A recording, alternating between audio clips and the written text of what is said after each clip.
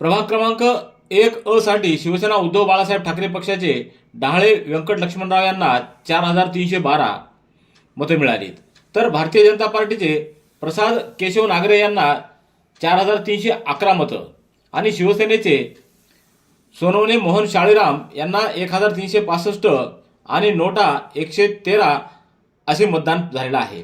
या प्रभागातून शिवसेना उद्धव बाळासाहेब ठाकरे पक्षाचे डहाळे व्यंकट लक्ष्मणराव हे विजयी झालेले आहेत। प्रभाग क्रमांक 1 ब गटासाठी भारतीय जनता पार्टीचे खिल्लारे तिरुमला मुकिंद यांना 5532 मतं पडली। भारतीय राष्ट्रीय काँग्रेसचे गुमताळे शारदा ज्ञानेश्वर यांना 3920, राष्ट्रवादी काँग्रेस पार्टी शरदचंद्र पवार गुगाने अनिता यशवंत यांना 74 व अपक्ष आरती स्वप्नील पिंगळकर यांना 438 आणि नोटांना 138 असे मतदान झाले। यामध्ये खिल्लारे तिरुमला मुकुंद भाजपाच्या विजयी झाल्या आहेत।